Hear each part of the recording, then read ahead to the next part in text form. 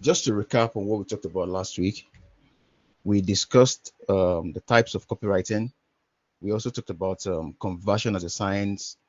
We talked about the building blocks of copywriting, and you guys worked on an assignment. So if you are just watching this, you can check the description to see the first class, so that you don't miss out on what we are going to talk about today. So today's topic is going to include the tools of the trade.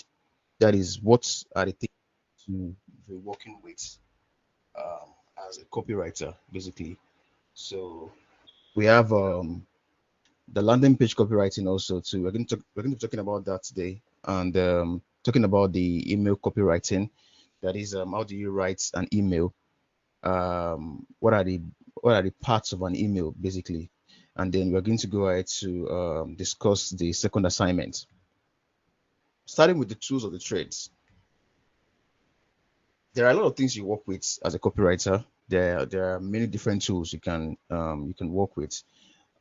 This afternoon we had like a prep class to just let you see how you um, use some tools like Google Doc and Sheets and Google Form.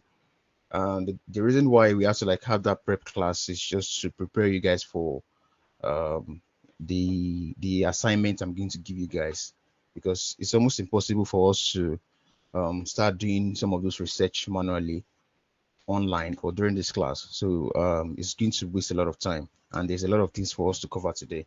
So the second one is Google Analytics 4, which I hope I'm going to cover next week in our copywriting in the real world class, where we are going to like dive into some of these tools and just see how you are able to make informed decisions as a copywriter using Google Analytics. The third one there is a landing page tool. That is what type of tool are you going to be using to build that landing page. So that is also going to inform the direction of your copy. Also, we have email marketing tools. There are a lot of them. I'm going to mention one of them soon. We have Figma. Figma is not something you really need to know how to use, but it is advisable as a copywriter to know how to know your way around using a tool like Figma. You understand? Also, we have Oddjar. Oddjar is more or less like a behavioral tracking tool. So you want to know how people are actually using your website, talking about, okay, where do they interact with the most and the likes. So we're going to look at Oddjar maybe next week. Yeah. We also have Hemingway Editor. Hemingway Editor is when you go to hemingway.com, you can see hemingwayapp.com. You're going to see an app that allows you to just paste a text, and then it's going to let you know the grade level of that text. And what I mean by grade level is how complicated is the text, because when you're writing copy, you want to ensure copy can be used by can be easily understood by almost anybody. So we have like grade 7 level, we have like grade 8. So depending on how complicated your copy is, that's how much it's going to be harder for people to like understand your message. So that's why you want to write with simplicity in mind, basically. Yeah. So the last tool here is Grammarly. I'm sure you guys know about Grammarly, more or less like a proofreading tool. Yeah, but at the end of the day, you still need to use your common sense, the human eye, to know what sounds good or not, because Grammarly is still an AI tool, and sometimes it can mislead you. So you want to minimize the direction of Grammarly as much as possible, because copy in the real sense has to be human, and sometimes AI don't get it. Yeah, so that's for the tools of the trade. Um, we have a tool like a landing page tool. So I quickly want to show you guys an example of a landing page tool, and that is Unbounce, because Unbounce is one of those landing page tools that we have out there. We also have lead pages, we have Webflow, we have Framer, we have WordPress. Even WordPress itself can be used to build landing pages. You understand? We have some all-in-one tools like Go High Level. We have ClickFunnels.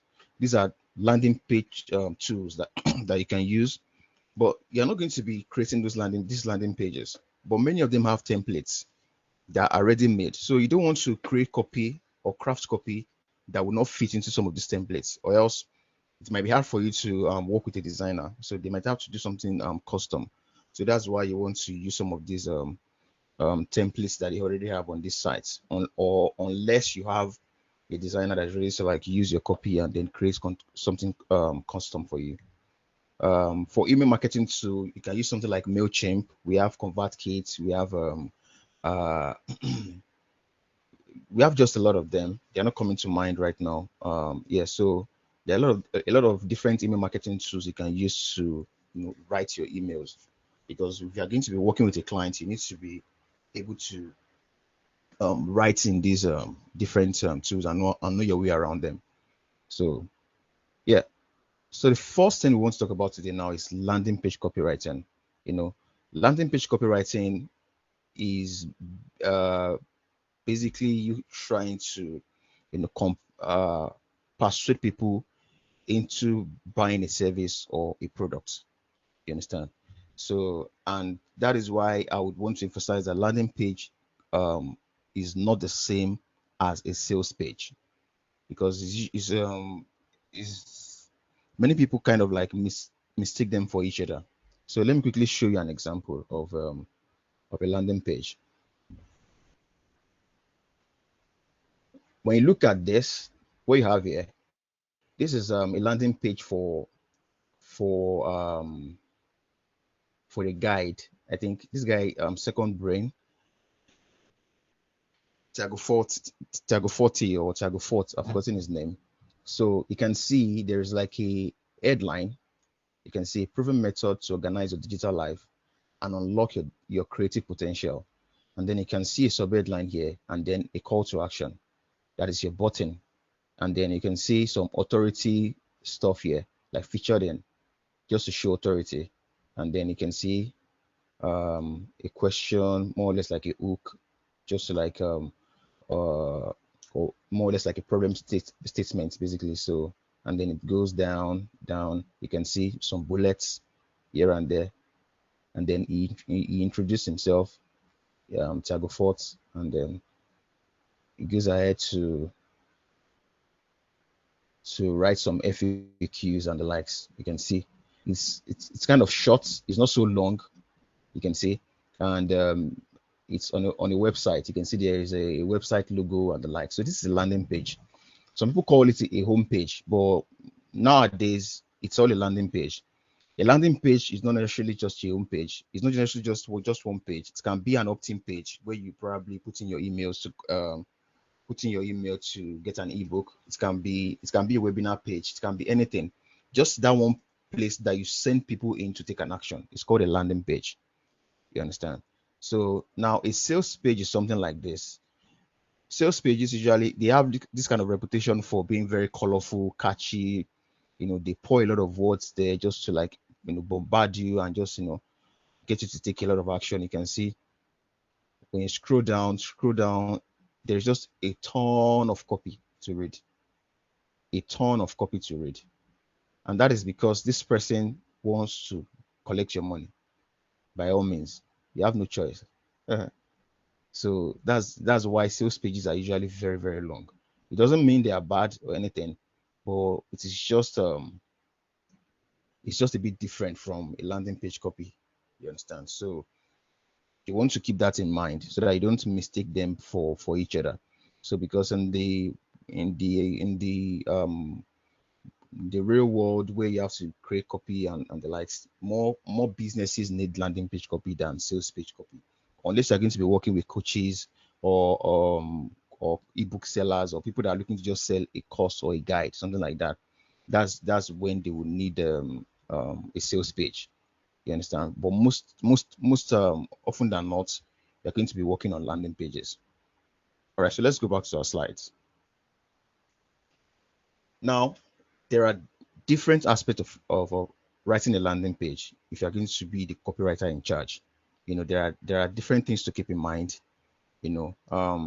So keep in mind that this class we're not going to be writing or typing or I'm not going to be showing you around maybe how to write many of these things, because like I said, it's going to like waste our time, and but I'm pretty much going to like cover the major things you need to know. So the first thing here we have is brief and persona, and we talked about persona in our last class. So that's basically who is the target audience, who's that person that the copy is meant to talk to. You understand? But the reason why I added a brief, um, the brief slash persona, is because um, persona is more or less like a corporate kind of word. If you are working as a freelance copywriter, you most likely won't have to use a persona. You understand? But it doesn't change the fact that you still need to create one. So you might need to maybe create a brief for your clients. So let's go back to the browser. You might need to create a brief for your clients. So you can see something like a brief here. Now, a brief is more or less like you just quickly, more or less at a glance, what is it you are writing on, and what is it you want to like achieve for the clients. You can see the name of the clients, the websites. So about the company, you can see client X seeks captivating copy for their barbershop SaaS platform. With cutting edge technology and the passion for user experience, they are poised to revolutionize the industry. This is created by ChatGPT, so you guys should should take that like that. We have the project section. So you're going to be writing copywriting for a SaaS landing page, the target audience, and the tone of voice. You also have the target audience and the tone of voice. So professional. So now tone of voice is very important. I need to quickly talk about that, because when you are creating copy for your clients, you need to ask them what tone are they looking to to achieve. And usually when you are doing something like content strategy, they call that person a spokesperson. That is, who is the person speaking for the brand. This can be a grandma that is in the 60s, and she uses some grammar kind of in language in talking, you know, just like we have in Nigeria here, where there are a lot of slangs that go around among Gen Zs. You know, if you're writing for, let's say, a fashionable brand, more or less like an e-commerce store, the tone is going to be more casual, more Gen Z like. So that's going to inform the type of copy you're going to write. So it is important for you to identify the tone of voice. So, but for you as a freelance copywriter, you might not need more than just professional, casual. Um, 1 second. You might not need more than just professional, casual, and maybe matter of fact. If you're writing something for, let's say, a medical business, you have to write on a matter of fact level, because you don't want to write based on your own ideas. You need to write exactly what is true. You understand? So tone of voice is very important. Also, you want to identify the keywords, like what is the major keyword to include in the landing page, because as much as you're going to be writing, um, you know, you also want to keep in mind the keyword that's going to rank for Google. So barbershop scheduling software, and then the call to action. It is very important for you to know what the client wants, the people coming to the site. What is the client looking to achieve? Do you want to sell them a trial version? Do you want to sell them a subscription? Do you want to sell them a demo? So you need to keep that in mind. So just this thing, as small as it looks, it's going to help you be more cohesive when you're writing your copy. Even before you can write your first headline, you can already know what you should prioritize. So that is why you want to, have something like a brief. Then the next thing is to, you know, craft your persona. You understand? So if the client has a persona, fine. And also before you start writing, you can also create your own persona too. I talked about the client brief. So the persona.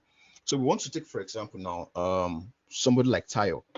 Tayo is a 32-year-old barber, sick and seeks a SaaS for his shop. That is the persona of who your client wants to target. You understand? So you are the copywriter. Your client owns a SaaS platform, and if you don't know what a SaaS platform is, SaaS means software as a service.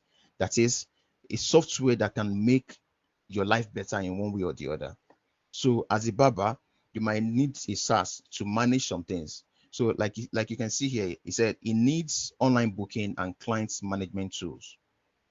So marketing automation is vital for expanding his client base. That is, Tayo is a barber and he needs a way to like manage all of his clients coming to his shop, and then he wants to have a way to like keep in touch with them, maybe send them tips on how to like groom their beards, maybe take care of their hair and the likes. And then he also needs reporting tools for him to know how much he's making in the month, how much to maybe pay his employees. So overall, Tayo seeks a comprehensive solution for his barber shop.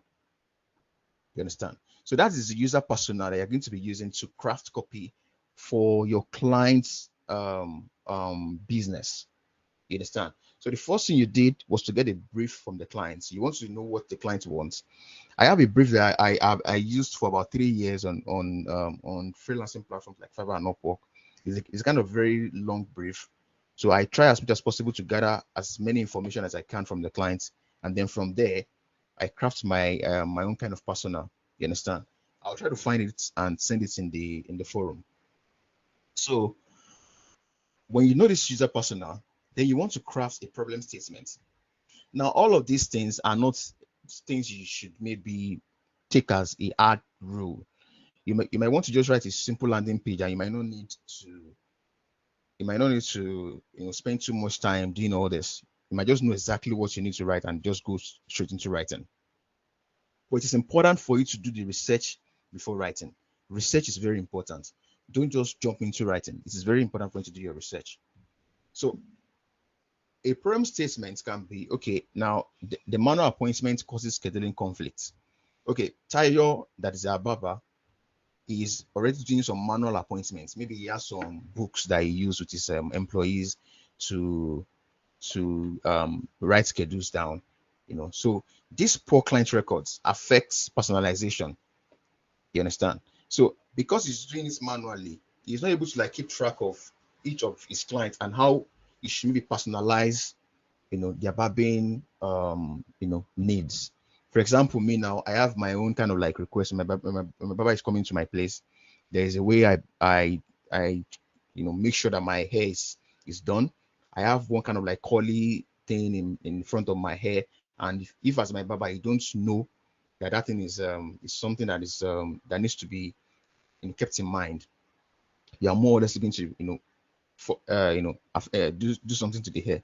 Let me know use some bad words. So yeah, so it's important for your barber to personalize their service to you basically. So moving on, ineffective communication channels results in missed appointments because you're not able to talk to your people. Although normally you can call your client, you can call your barber, and that's it. But also there is just a way you want to manage communication. Maybe somebody wants to reschedule, that kind of stuff. It's important for you to be able to manage that communication. And also limited ability to track revenue affects growth. When you go to the normal barbers that you see around, when you finish barbing, you probably give them cash or you send money, do bank transfer. Many of these barbers don't have a way to track their stuff. Also, this is a business opportunity for any of you that is looking to maybe do something to um maybe like a business idea. This is something that can be solved, at least in this country. I don't think there's a SaaS software for barbers or even hair salons. All right, moving on. So from all this, from the problem statements, you want to craft what is called a UVP, and that is your unique value proposition.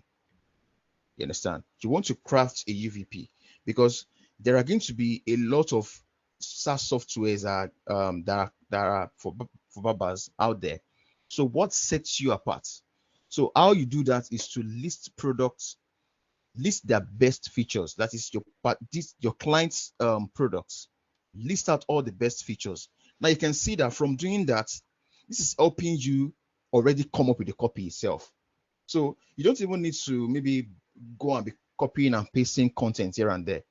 From just doing all this, okay, what is the SaaS software all about?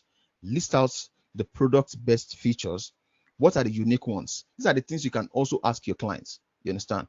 What makes your product unique? Write them out. You understand? Then you want to list customer pain points for those unique features. So for those unique things that your customers, your clients has mentioned or has told you, then you want to highlight what is the pain point of those unique features for your target for the target user. So you can see we have three people here. We have your clients, we have you as a copywriter, and the person that's going to be using the software. You understand? So then you want to define the outcomes for each pain. So for every of this pain that you've tied to those unique features, what is the outcome? What do you want the barber that is going to be using that software to get from it? Then you want to grade each outcome based on importance. So from each of those outcome, you now want to grade them so that you can know which one to put in the upper part of your of your copy. So you want to list those ones first so that the client can the visitor or the user can see that first before the other features. You understand? So that is how you craft a unique value proposition, because it sets you apart. So an example of that. Let me quickly show you a document of a UVP. All right, so for our Baba software, you can see we have automated appointment scheduling. That's one of the best features there. Personalized client profiles. We have integrated marketing tools. You know, this one I think is a very unique one, because not all CRMs like that have integrated marketing tools. And you have data analytics. Some of them just probably have some SMTP kind of just welcome email, request password. That's what they have. So this is a very nice feature to have. You have data analytics and reporting. Maybe having like a custom dashboard for them to be able to see and see different stuff. So then the unique features there are like, okay, smart calendar syncing. Maybe you want to sync to Google Calendar and the likes. So these are the things that you can list out, and that's why you want to work with AI tools like ChatGPT to help you, create some of these things. And you have like customer pain points for unique features. So these are the pain point for each of these features that are here. These unique features, like I said, you want to list out the pain points here, right? You want to list out the pain points, and then what are the outcome? You can see the outcomes. We have reduced scheduling error. Trust me, if you type any prompt on ChatGPT, it will never produce something like this for you. It will never. So you need to actually get to a stage where it can be able to come up with ideas like this. You understand? You have to be the one to tell it that, okay, this is exactly what I want. I've listed out the features. Okay, these are my product best features. So I want you to come up with some pain points, something like that.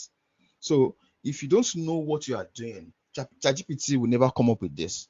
So you can't expect to just tell ChatGPT to just give you some ideas. You understand? So now you can see from this the outcome of each pain point, that is reduce scheduling error. Now you can see I can already craft a headline or a sub-headline from this, like reduce scheduling errors and improve client satisfaction, something like that. And then you can write a small paragraph under that. You can see enhanced client experience, increased loyalty, and higher customer value. So this is already giving you a lot of copy blocks that you can use. And like I said, grade each outcome based on importance. Now you can see it is grading them based on how important they are. So you can see 9/10. So maybe when you're writing your copy, you can see this one is going to probably come first. This one is going to come first. Now ChatGPT is not going to help you with this importance. You're going to maybe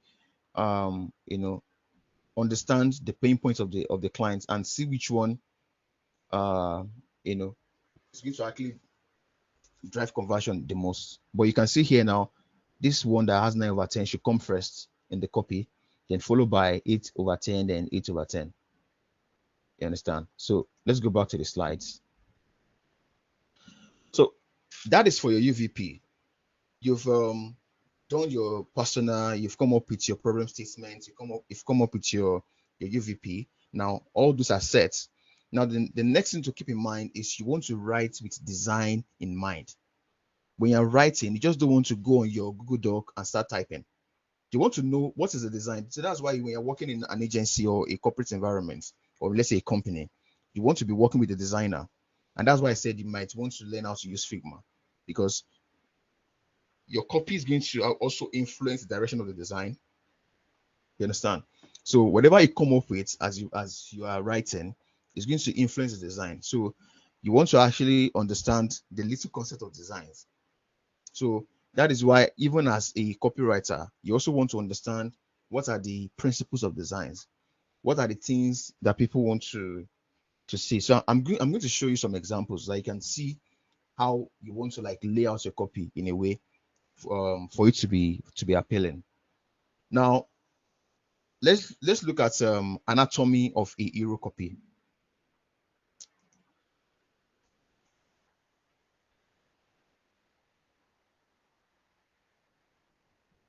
All right, so when you go to any website, let's use this Tiago Fort's one as an example.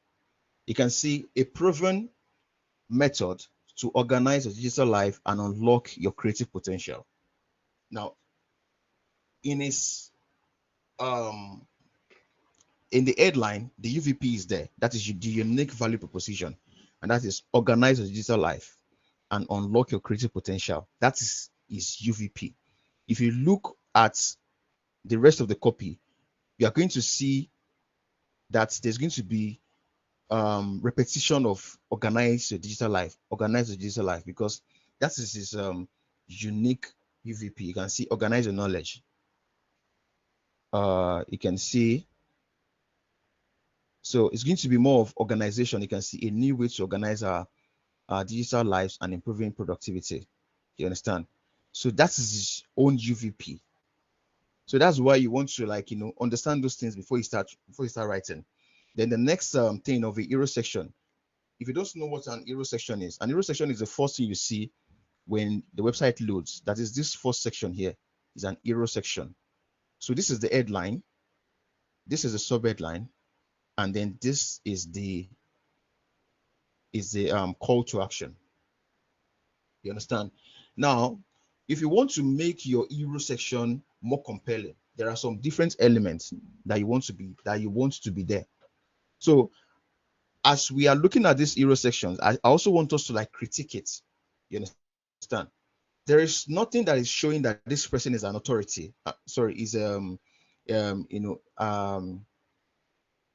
is showing that this person has proven that he's an authority here. Because he said featured in Forbes, Entrepreneur, Billboard, DigiDay, and New York Times. Anybody can put this logo on their website. You understand? So what is that thing that serves as a proof? That is why when you are crafting your UVP, there's a question they ask copywriter. The question is, so what? Prove it. So what do you do? Okay, this is what you do. Okay, prove it. Take for example something like this. You have here, when you see the barbershop business management system, Square helps you retain customers, manage operations, and increase revenue. Trusted by 3,000 barbershops worldwide. You can see they included at their logo, and then there is this is the proof here. 5/5 ratings on Capterra. So that is their proof. You understand? So that means an hero section should have your headline, your sub-headline, your proof, your authority. That is what makes you an industry leader. He said trusted by barbershops worldwide. So that is why you want to include some of these elements in your hero section. So let's critique something like this one. You can see this one has a headline. There is a sub-headline, right? There is nothing else that demonstrates that they're a leader. There is no proof. So not all hero section are effective. Now see the call to action. Just get started. You understand? So there's an opportunity to improve this hero section. There's a lot of opportunity. You can see the even the design itself. There's a problem with it because the best hero sections have like have the text around here, and then this image here around this side.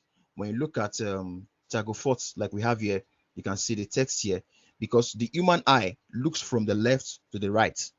You understand? When you're scanning information, you look from the left to the right. So that's the science of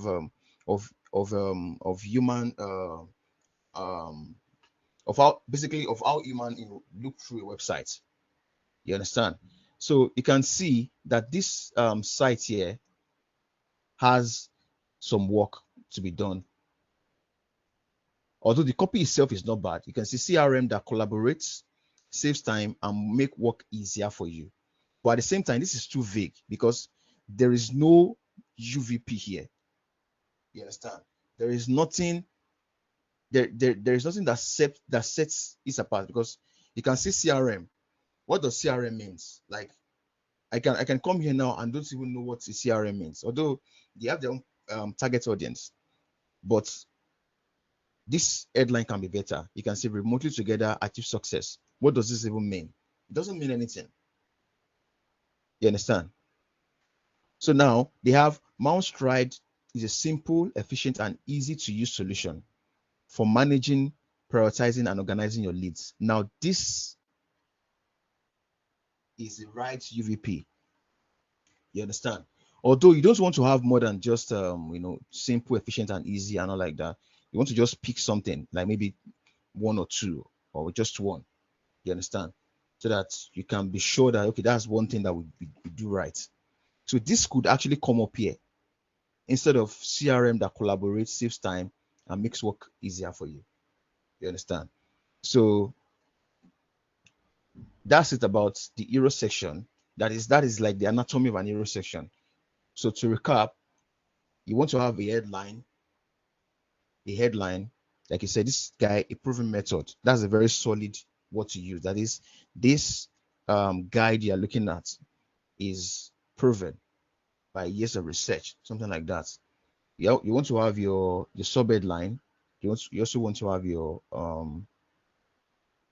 button. That is your CTA basically, and then you want to have your proof, more or less like your rating, 5/5 or something like that. You also want to have a authority badges that is featured in Forbes and all like that, and then you want to have a captivating visual, like this guy has a video here. So these are the things you want to like keep in mind. Now there are some other things that you can also keep in mind too for a landing page, like maybe timers, offers like he has here. You can see instead of something like this, you can have something like 50% off at the beginning here. But these are more of landing page design than the copywriting in itself, because you don't want to distract your user from the primary action. You can see there's two call to action here. There's two call to action, and you don't want that. You want people to just take one action when they look at your hero section. So let's move on. The anatomy of a body copy. That is what makes the body copy. Now you've created the hero section, it is solid. Now what makes the body copy? Now when you look at this one here that we said already needs to they need to work on the stuff, you can see they talked about the features: grow your leads, contacts, and sales activities. Now this is nice because your body copy should include your features and benefits, right? Now here it says grow your lead, contact, sales, and activities. This is a benefit. This highly customizable for your business is a feature. You understand? So you can see there is a mixture of benefits and feature here. You understand? But it should be more or less like the other way around. The feature should come first, then the benefits come next. But it's usually nice for you to just have the benefits first, then the feature next. So in this section here, so from here, the next thing you want to highlight is the benefits and then the features. You understand? So now when you look at this, you might think nothing is wrong with this copy, but there's a lot of work to be done because the body copy itself needs to highlight the benefits of that particular tool, of that particular service. So benefit first before features, or in most cases, you can just talk about the benefits.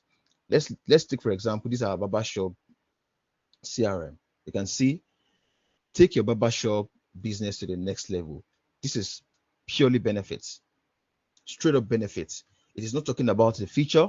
It's not talking about what what they have, and that's why I said your UVP. You want to identify the outcomes. You can see reduce scheduling errors. These are the benefits. These are the things that you want the client to see. You see that here now you're not talking about customized client profiles. You're not talking about automated follow-up campaigns. You're not talking about those features. You're talking about the benefits. Now you can see increase your revenue, simplify booking and payments, uncover powerful insights, take charge of your cash flow. You can see they are talking about benefits here. Increase your sales, make booking easier, reduce no show. But how you are able to know what to write as benefits, you have to take a step back, identify the best features, know the pain points of the clients, and then from there extract the outcomes. You understand? So that's why you're having all benefits here. You have streamlined shop operations. You can see flexible checkouts, one order. So this is a lot of benefits and it is almost irresistible. So from after the benefits, the next thing that you want to follow is your proof. You've talked about, okay, why this particular product or service is the best, or what is in it for the person. We call that thing WIIFM. Let me type it in the comments.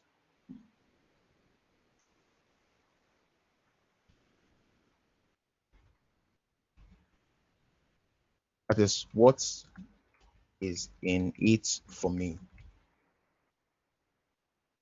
So that is a very quick way to know the benefits. It's a very quick way to know the benefits instead of maybe going through all this because if you're working on a platform like Fiverr or the likes, you're going to need to quickly come up with copy and you cannot go through all this process.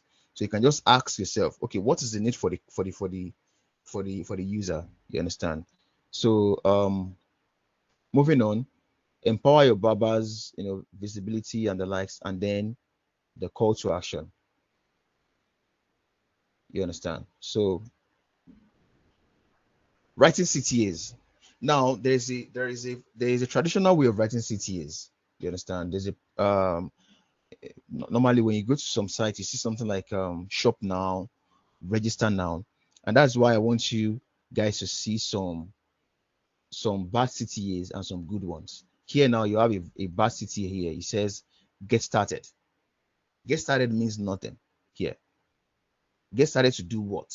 Now when you look at the URL, you can see it's leading to the contact page. When I click on this, it's going to take me to the contact page.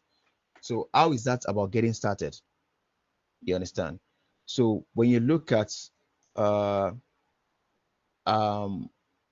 this square here, when you look at their call to action,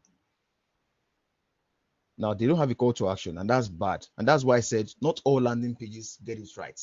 You can see this particular site has no call to action. But when you look at a site like Basecamp, Basecamp is one of those landing pages that you will see and you'll be wowed. In fact, everything about Basecamp is this particular landing page is on point.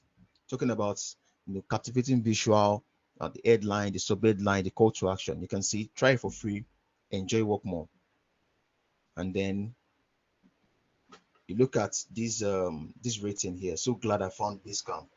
When you look at it, you are going to see a lot of the reviews. They highlight all of the, although they talk more about the features here, and it's because Basecamp is a very, very popular tool.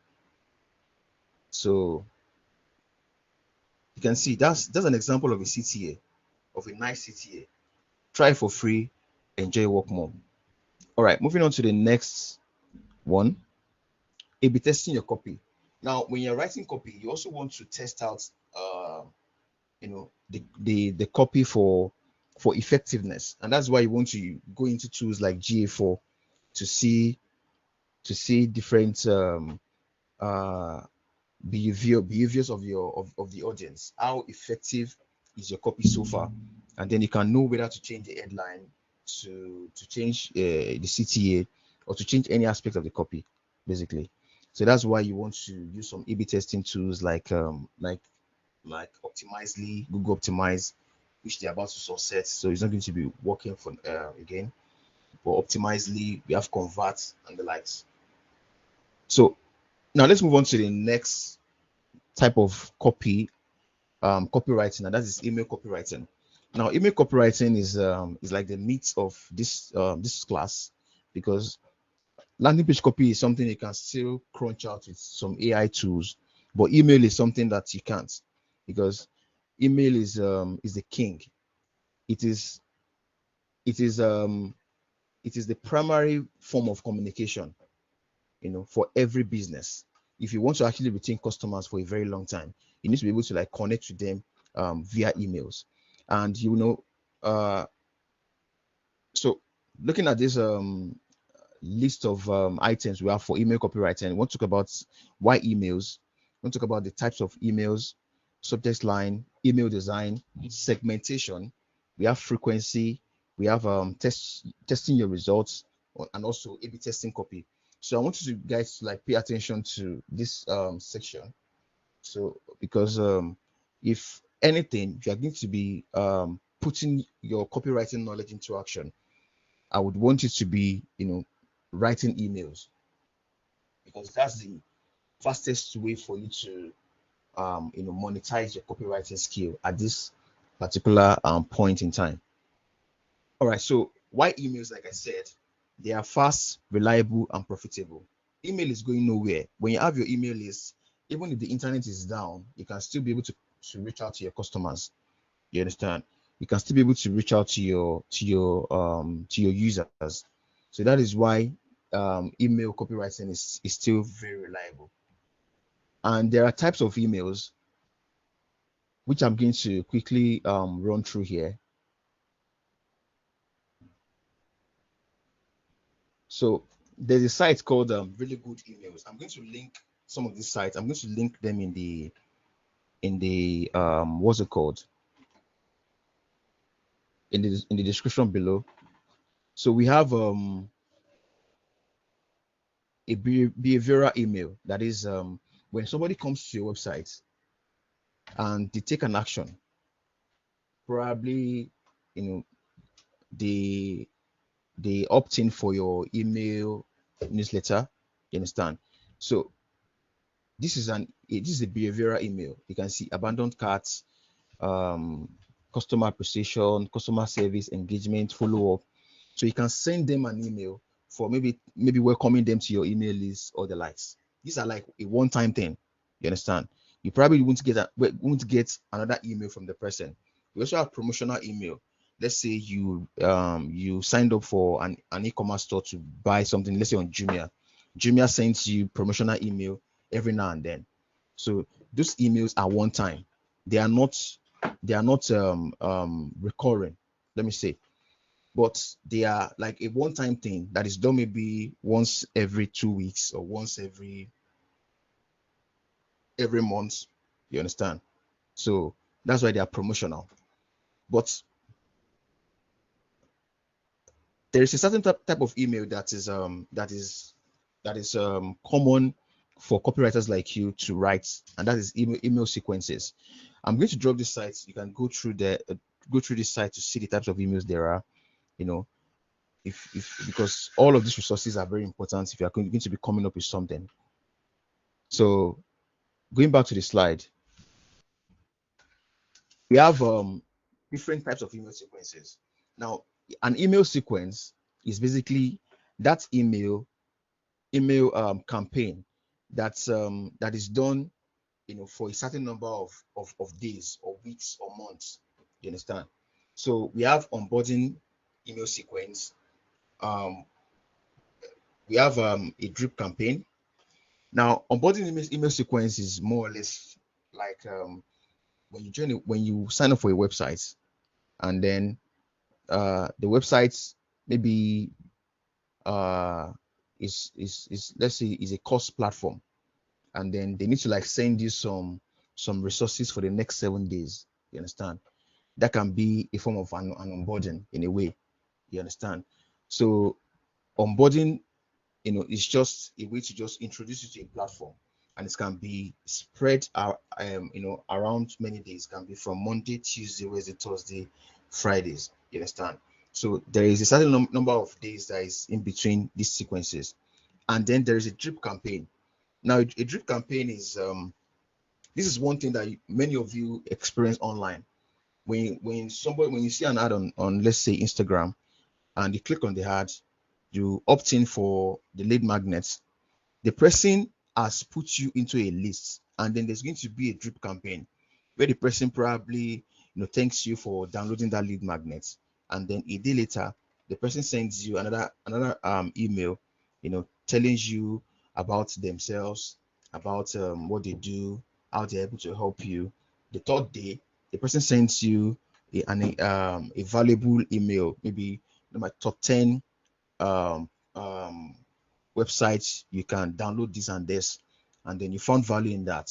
You understand? Then the fourth day the person sends you an offer.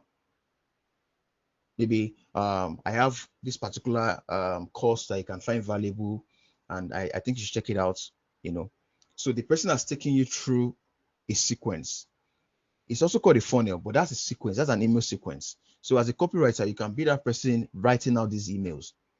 You understand? So you can imagine different types of creators out there that need email sequences, for their different products. You know, so drip campaigns is more or less like the most popular type of like email sequence. We also have conversion sequence where you know people are like selling cold emails. When you reach out to a client to maybe work with you, and you don't get any response, you send another one maybe 2 days later. Maybe they opened it but they did not reply. You can send another one maybe 4 days later. That's also a sequence. You have re-engagement sequence. That is, let's say for example you go to your website, and then you signed up for something, but you did not finish signing up, but the person already has your email. They can maybe send you a re-engagement email and be like, okay, we need you to completely sign up, maybe confirm your email, something like that. That is a sequence also too. This happens when you go to some sites, maybe you register for your email. Sorry, you register on the sites, but you forgot to confirm your email. You can get some of these re-engagement email. It also ties also with the reminder sequence. That is, you can be reminded of maybe a webinar that is coming up. Let's say you sign up for a webinar that is going to hold on maybe a month in advance, and then 2 weeks in you get a new email that's reminding you of that event, a week in, an hour in. Just the way I update you guys on the NDZ updates channel. So that is also a form of reminder sequence. You understand? So you can also be that person that writes this types of copy. You can see this is a very wide field. There's a lot of opportunities for you here. There's also ongoing educational. This is more or less like the normal newsletter you see everywhere, where somebody asks you to subscribe to their newsletter for maybe weekly curated content. So this is ongoing educational because you are always constantly going to be getting those types of emails. Maybe it can be just an email just to educate you on something without selling to you, but maybe what they sell to you is maybe sponsorships. Maybe they have like sponsors that are sponsoring their newsletter, and then they insert them into the content, but they don't sell to you. An example is this Ask Sultan newsletter. So, it sends newsletter, I think, every Monday. But I don't think it takes sponsors. But it's an example of an ongoing educational sequence. You understand? And then we have nurturing sequence, where you are planning to maybe launch something to an audience at some point, but you want to keep them fresh in your mind. You want them to always keep you in mind. So then you keep nurturing them until you make your big sale. So some people can nurture an audience for 6 months before asking them for a big sale. You understand? It is different from a drip campaign where you send them 3 emails and then you make an offer. Then if they don't buy, you send them 3 valuable emails again, then you send them an offer. So this is a very big field, and that is why it is impossible for us to cover all of these things in this single call. I cannot start doing the research, doing everything in this live call unless I'm going to take my time to record it and then upload it, which I don't have the time. So you have a lot of homework to do when it comes to these different types of copywriting, basically. All right, so when it comes to the email itself, there are different types, there are different sections to an email. We have the subject line, which is the most important part of an email. The subject line is more or less like 20% that influences the result of your email campaign. So when you go on your Gmail, maybe on your desktop, on your phone, the first text you see, these top companies become household names. This is the subject line. The top 3 resume mistakes costing you the job. These are subject lines because they are meant to entice you into opening that email. So you want to get your subject line right. There are usually some clickbaity subject lines that you see. Some are clickbaity. So you want to spend a lot of time, writing a compelling subject line.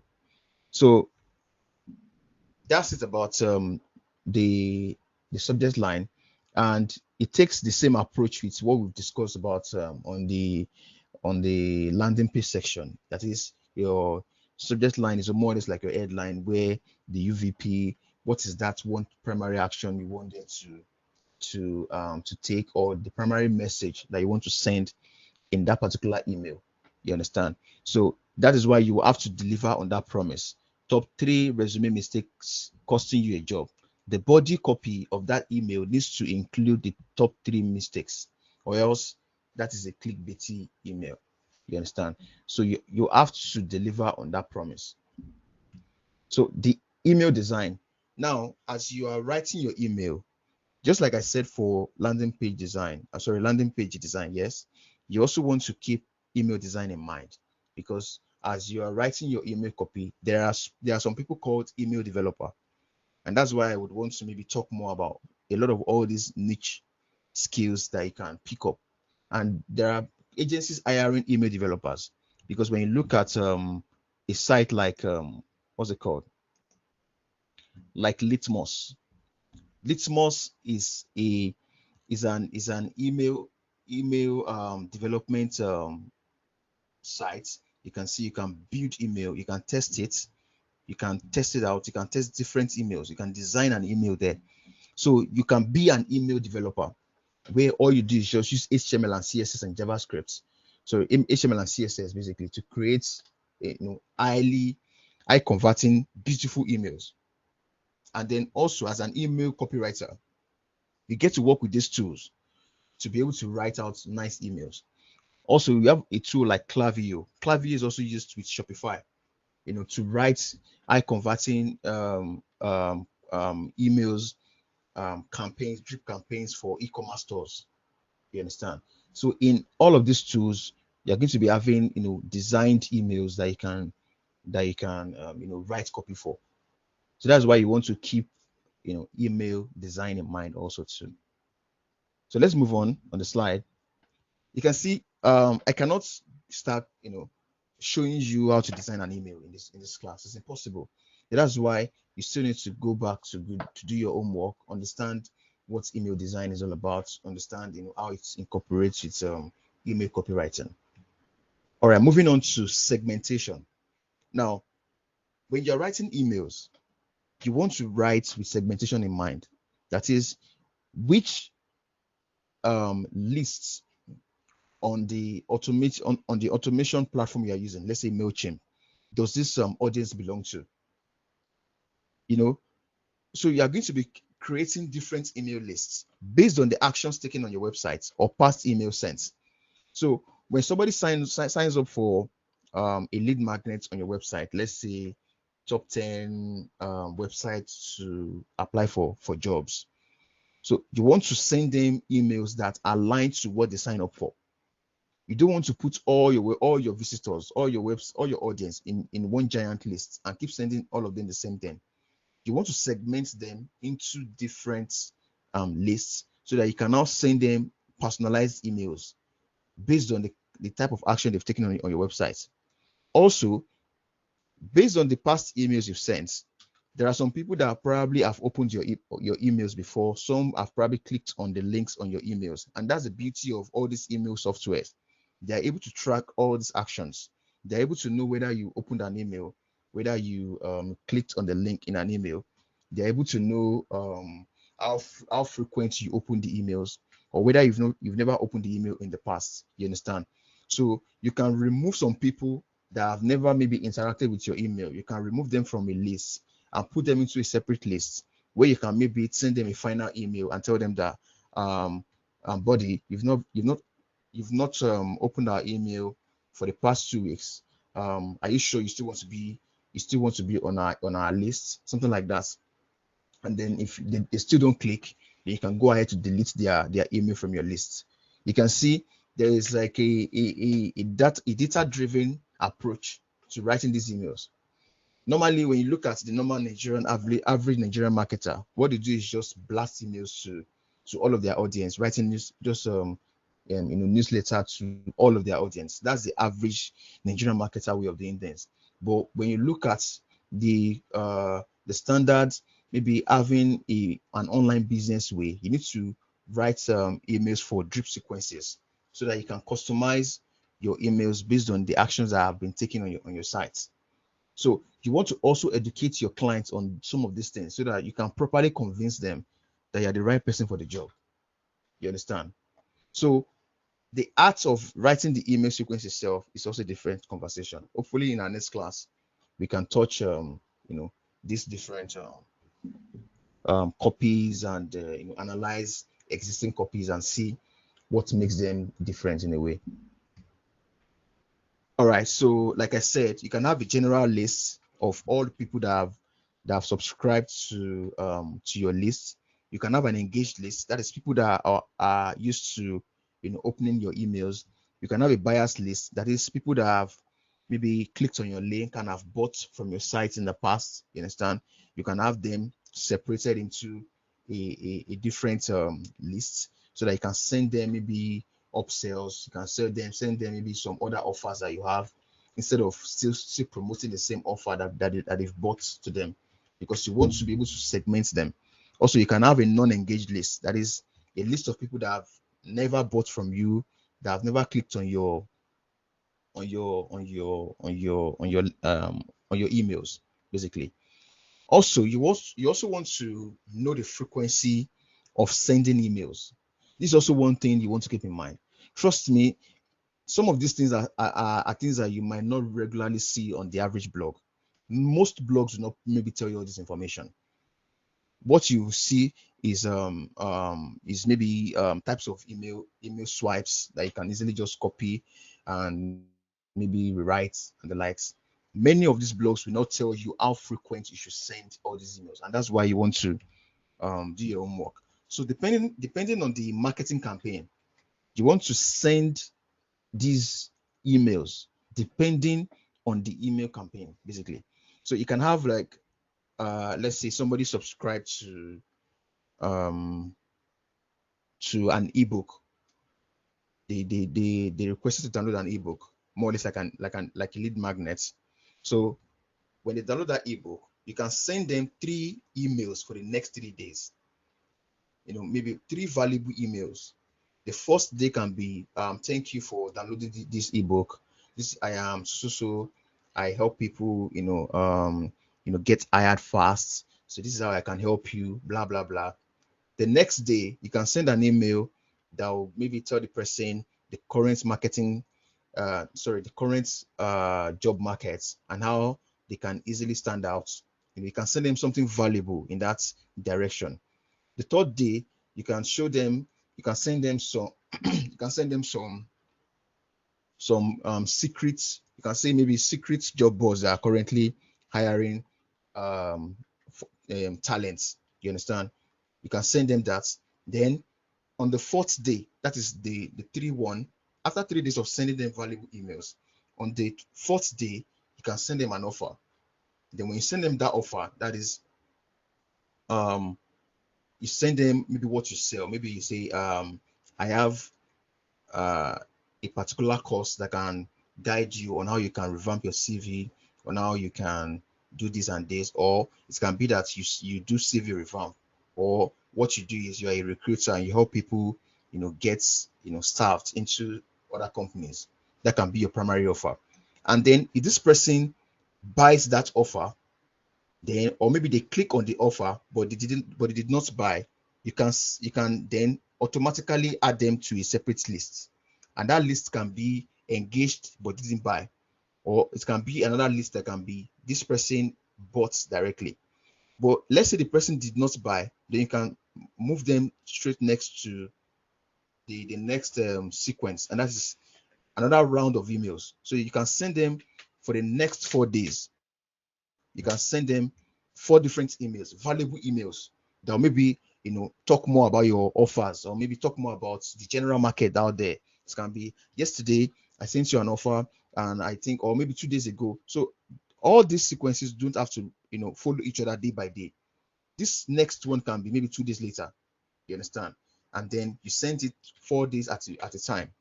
You understand? You can send them 2 days ago. I sent you that I do this and this. I think if you want to do this, this is one checklist you can download, you know, to maybe revamp your CV, something like that. Then you can do this 4 times. Then you go ahead to sell your offer again. You can send them the offer the first time. You can be like uh I'm giving 20% discounts for the next 3 days. You understand? That 3 days can factor in this next 3 days also too. You understand? So you can see I'm giving out 20% discounts. You understand? That blah blah blah. And then you send another message, another email to make it true here. So that can be, okay, today is the last day, or today makes day 2 that I'm going to be sending this. Just keep in mind that it doesn't have to be this way. It just means that there's a frequency you need to have in mind. So you can put every single person entering your sequence. You can make them go through all of this sequence. And for every stage, you need to write an email for that. And that is where you come in as a copywriter. You understand? So you can even create different frequencies based on the type of business the person is running, the type of audience. That's why it makes it a bit complicated. It makes it easy for you to come up with case studies that you can easily share with your prospective clients if you want them to hire you. Then from this 4 to, then you can move on to 3 days of emailing, then to the final day when you now send them maybe a final message. You'd be like, this is a final offer, blah blah blah. And if the person still does not buy, then you can now put them into a general email list where you maybe send them an email once in a month or once in 2 weeks, and the likes. And then after that, maybe after like 2 months, you can now restart this sequence all over again. That is how email marketing works in the real world. That's why you can go to your email and see like about 1,000 messages. Sorry, 1,000 emails. That is emails that have been sent from from many people over and over and over again. You understand? So that is basically email sequence. And you want to know the frequency in which you want to send those emails. Now you also want to test your results. That is, while you are sending those emails, you just don't want to be a zombie, just sending out those emails. You want to know how frequent they are clicking on the email. You want to know how frequent they are clicking on the links, and you also know how well your offers are converted. That's what's going to inform your your email tweaking. That's what makes email marketing interesting, because you can see the moment you send an email, the moment you click on publish, in the next 5 minutes, if you have a very big email list, you can see the number of clicks, you can see the number of opens, you can see them in real time. So you can see how well your copy is converting. Although the average industry standard of email open rate is about 10%. So let's say you send email to 1,000 people, about 100 of them is going to click on it. About 900 will probably ignore it. You understand? So it's industry standard. So you also want to know all those things so that you don't feel bad that your headline is not converting, but you want to have a number in mind. So that is why when you have a low open rate, that is when you send out an email and people don't click on it, that's to tell you that the headline has an issue.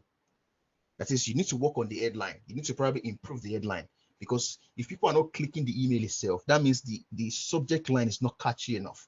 The hook, that is HOOK, it is not catchy enough. Now, when you have low link clicks, that is, people are clicking on the link, but they are not clicking on the link that maybe the offer you have in your email. That's to tell you that maybe the copy is not compelling enough, or maybe what you're writing is not compelling enough. So that's going to help you, test out different types of copy to know which one works out best, to test out different headlines.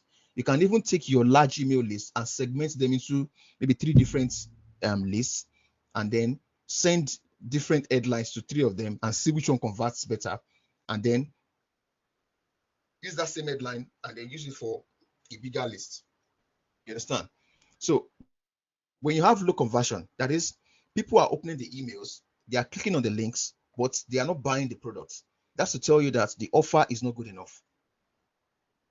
And if the offer is not good enough, maybe you need to maybe work on your landing page copy. That is, they are probably going from your email to your landing page, but they are not buying. So maybe you need to refine your copy, your landing page copy.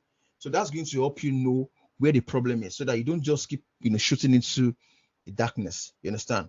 You can know exactly what to do. And then when you have high unsubscription rates, maybe people are unsubscribing from your email list. So that probably tells you that maybe your offer is just very poor, or people don't really like what you are trying to sell. You understand? Or maybe you are targeting the wrong audience. That can also be a problem. You understand? So you also want to know how to detect these problems and know how you can come in as a copywriter to correct these errors, because your clients will probably have no idea why people are not clicking on their link, why people are not clicking on their emails. So you need to educate them. So if they're having very low open rates, you want to spend more time writing badass headlines, crafting badass headlines, testing them out and seeing which one works. All right, so like I said, you want to A/B test your copy, segment your audience into maybe 2, 3, just to see which one works, just to see which one works. All right, so that's pretty much it for landing page copywriting and email copywriting. Now, the final thing here is your second assignment. Now, I'm going to send the second assignment immediately after this call. But one thing I want you guys to do now is I can see there are about 13 people. There were 20 people there, but maybe they got bored and they left the class. But I'm still going to send it in the group also. So I want you guys to pair yourself. You guys can just find a partner in the group. So you guys should pair yourself into 2. Then you're going to need to create a discussion on NDZ. When you create that discussion, you're going to, don't worry, I'm going to send the instruction of what you're going to do. But the first thing you guys should do now is pair yourself. Just agree within yourself in the chats to pair yourself into 2. That's, they're about 13 now, so I'm imagining there are going to be about 5 different groups. So I'm going to send it to the general group so that some other people can also pair themselves up. So the assignment is going to be sent in the forum, so that you guys can do something, collaborate, come up with something nice for for this week. So the submission is going to be latest 10 p.m. on Wednesday, and then we can grade it before the next class. So the next class is going to talk about we're going to go through copywriting in the real world. So I'm going to come with a copy that has been written, and then we can flesh it out. We can do more or less like a live review session. We can rewrite in real time, see what can be better. Also, some of you can bring your inputs. We can analyze what is the problem about this copy, and then we can also look at some of these tools like GA4. I'm going to quickly show you guys around GA4 just to see. I'm sure you guys can. I'm sure it's not going to be a comprehensive GA4 class, but it's just going to show you an overview of what to look out for when you're looking at a GA4 dashboard as a copywriter. You understand? And then we can look at which other tool is that. I think GA4 is just it. So basically, I'm just going to show you the entire process of how you work.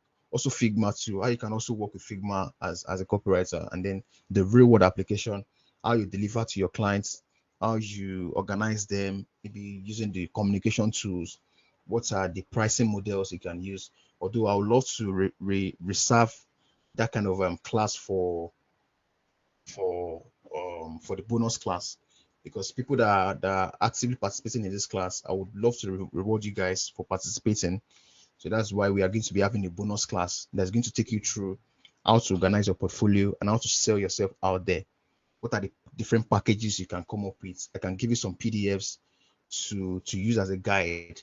Also, portfolio wise, how you can package your portfolio, and also the top 5 people that have engaged so far. You guys are going to like be enrolled on my on my clarity call to talk more about your remote work direction and see how you can go far with what you've learned. So yeah, so that's pretty much it. Like I said, go in the group, pay yourself in twos, and then I'm going to send the assignment for the week. So that's it. So if you have any question, I know I've said a lot. It's been over an hour, almost an hour, 30 minutes. Yeah. So and yeah, you can let me know if you have any questions.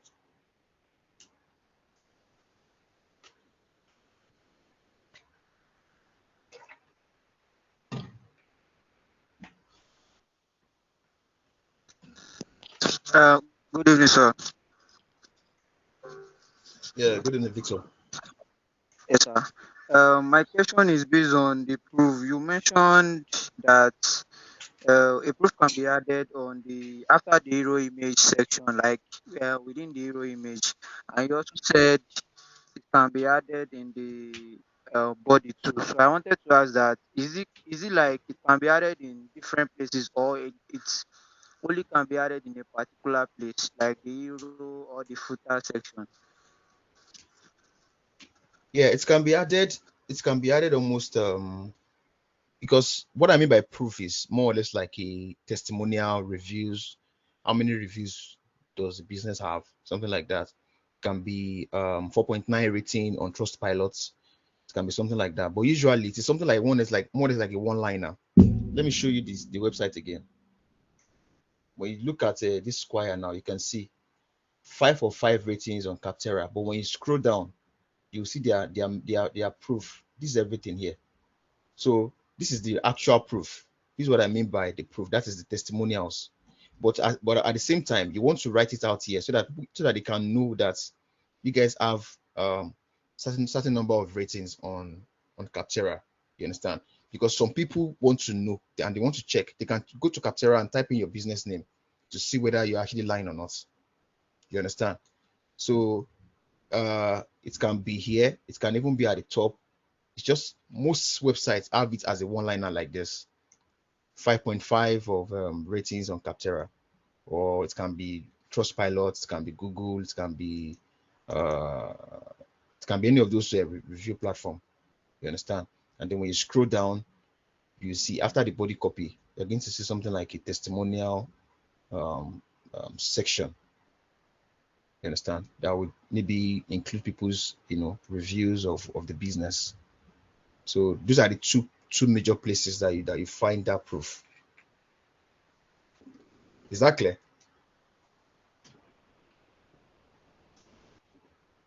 Yes, sir. Yes, sir. Thank you, sir. All right. So okay, Oti, what's up? Good evening, sir. Yeah, All good right. So evening. my question is, why is it that an email developer needs HTML and CSS if it's going to be about emails? Or are we creating a landing page for emails?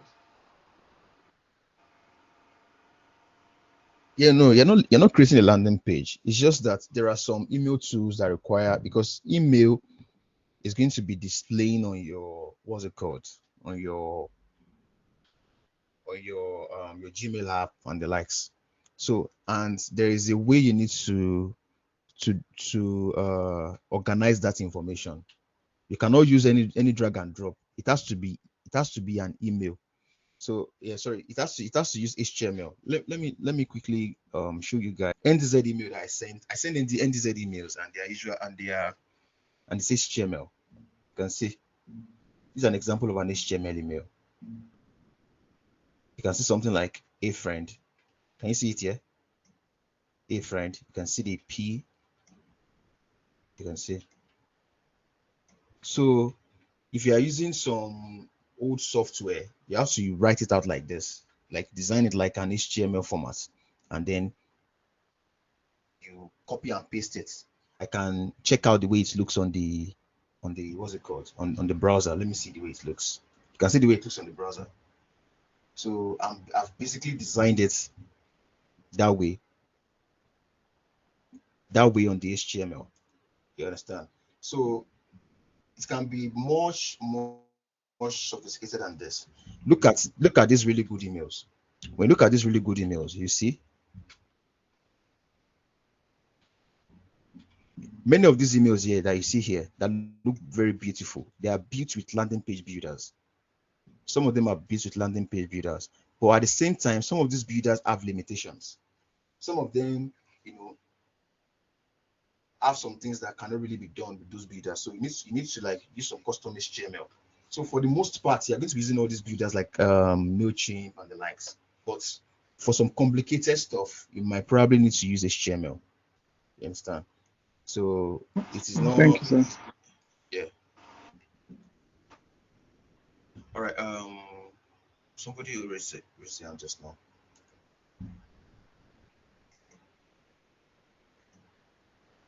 Yeah, hello, good evening. Oh yeah, Binga, yeah, good evening. So I wanted to ask, please, what are like the ways like one can build an email list, or do you buy an email list, or No, you don't buy an email list. There's like a funnel you go through if you want to build an email list. You understand? There's a funnel you go through, and the first thing they'll tell you is to build an audience. But that used to be easy years ago, when you can just start a blog and Google will send you a lot of traffic. But nowadays you have to do a lot of social media campaigns, get people to sign up for your newsletter. So that's how you build an email list. Sign up for a newsletter. But sometimes it is hard. I don't know if you guys see my status on my Thanni status. I posted something like a checklist, like a LinkedIn checklist. Some people signed up today, which I posted. So you need to like give some people something in return for collecting their email. So it can be a checklist, and that's a lead magnet. So you probably want to create a lead magnet, or set up something like, let's say, a webinar that you can use as an excuse to collect emails. You understand?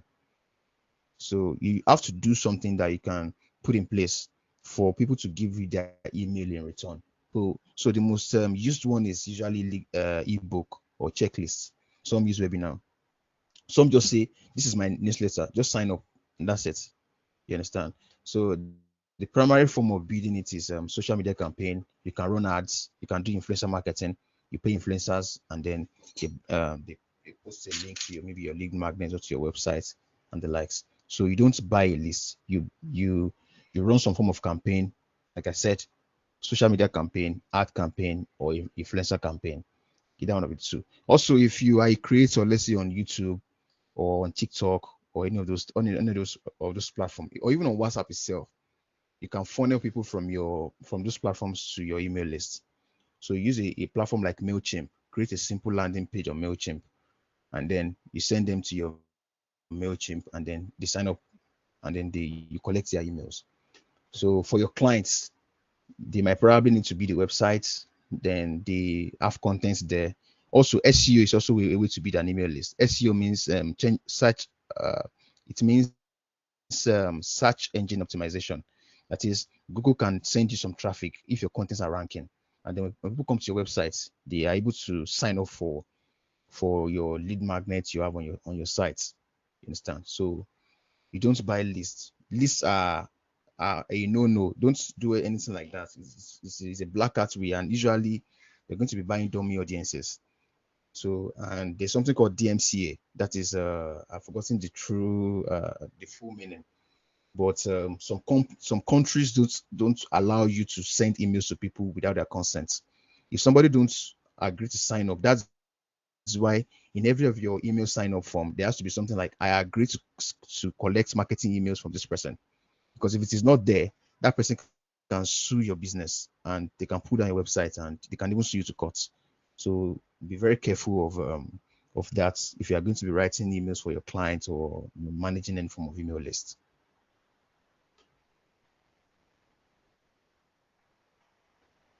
Okay, thank you very much. All right, you're welcome. Okay, you want to ask improve an email list. Okay, improve an email list. If you want to improve an email list, what you do basically is just write better copy, because more better copy increases engagement and automatically improves an email list. But if you want to increase the email list, you do those methods I've mentioned. That's what you do. But to improve your copy, and also make sure that your lead magnet attracts the right audience, so that you don't have people that don't care about what you do, and then you start sending emails to them and they don't open it because they don't really care about your stuff in the first place. All right, so that's pretty much it. Thank you guys for showing up.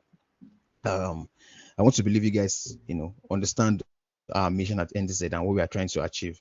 So, and I hope you guys are able to gain one or two from this class. Yeah, so yeah, that's it. All right, take care.